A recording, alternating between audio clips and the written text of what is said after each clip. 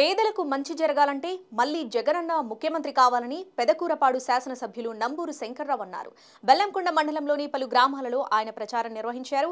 5 ఏళ్లుగా అమలవుతున్న అభివృద్ధి సంక్షేమ పథకాలను చూసి తనను గెలిపించాలని ఆయన ప్రజలకు విజ్ఞప్తి చేశారు.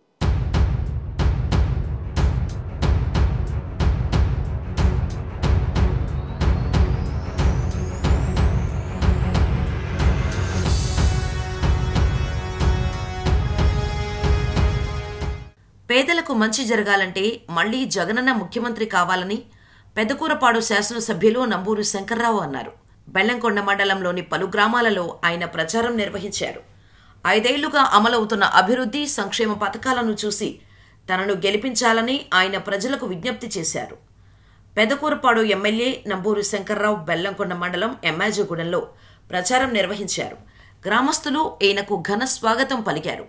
అడుగడుగునా పూలు చల్లుతూ జేజేలు పలికారు.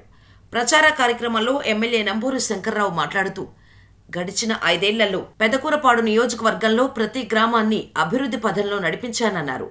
బెల్లంకొండ అమరావతి రోడ్డు త్వరలోనే పూర్తి కాబోతుందని చెప్పారు.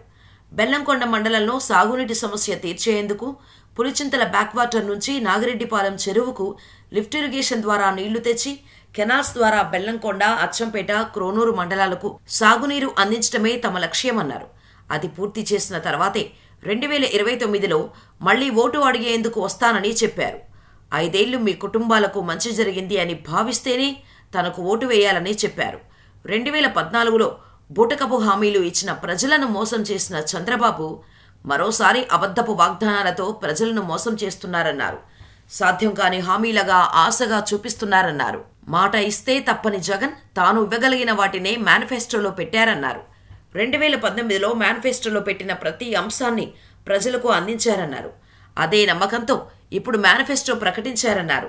సీఎం జగన్ పాలనలో గత 5 ఏళ్లలో అందిన సంక్షేమం, జరిగిన అభివృద్ధిని ప్రజలు గమనించాలని కోరారు. ఎమ్మెల్యేగా తనకు, ఎంపీ అభ్యర్థిగా అనిల్ కుమార్ యాదవ్కు ఓటు వేసి గెలిపించాలని కోరారు. గ్రామ ప్రజలు అపూర్వ స్వాగతం పలికిన ప్రతి ఒక్కరికి పేరు పేరున నా హృదయపూర్వక అభినందనలు తెలియజేస్తున్నాను. మరి ఎమ్మెస్గూడెం 2019లో నేను వచ్చినప్పుడు కూడా ఇలాగే నాకు స్వాగతం పలికి మీరందరూ కూడా నా విజయంలో పాల్పంచుకొని నన్ను అసెంబ్లీ దాకా పంపించి మరి జగన్మోహన్ రెడ్డి గారు సంక్షేమ కార్యక్రమాలు ఏదైతే చెప్పాడో అది చేసే విధంగా మీ అందరూ కూడా మరి నన్ను ఆశీర్వదించి మరి 2019లో గెలిపించారు.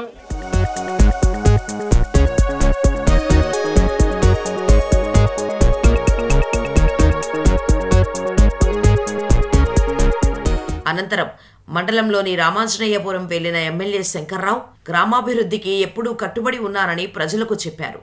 దశాబ్దాలుగా పట్టించుకొని రామాంజనేయపురం పాఠశాల సమస్యను కేవలం 11 నెలల్లో పూర్తి చేశామన్నారు. అటవీ ప్రాంతంలో అనుమతులు కష్టమైనా అటవీశాఖ అధికారులతో మాట్లాడి అనుమతులు తెచ్చానన్నారు. ప్రజలు తనను నమ్మి ఓటు వేసి గెలిపిస్తే భవిష్యత్తులో రామాంజనేయపురాన్ని మరింత అభివృద్ధి చేస్తానని హామీ ఇచ్చారు.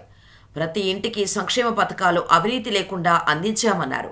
సచివాలయ వ్యవస్థ, వాలంటీర్ వ్యవస్థ ద్వారా క్రమం తప్పకుండా సంక్షేమ పథకాలు అందించిన ఘనత సీఎం జగన్ గారిదేనన్నారు. బెల్లంకొండ అమరావతి రోడ్డు, పెదమద్దూరు బ్రిడ్జితో పాటు ఆసుపత్రులు బాగు చేశామన్నారు. నియోజకవర్గంలో అన్ని రోడ్లు పూర్తి చేశామన్నారు.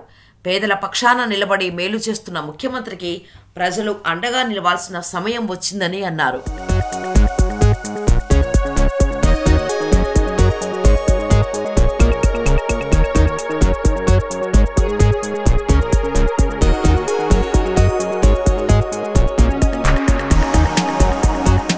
రామాంజనేయపురంలో ప్రచారం ముగించుకొని మన్నెసుల్తాన్పాలెంలో పర్యటించిన నంబూరుకు భారీ ర్యాలీ మధ్య పూలు చల్లుతూ స్వాగతం పలికారు. తనపై చూపిన అభిమానానికి ఆయన ప్రజలకు కృతజ్ఞతలు తెలిపారు.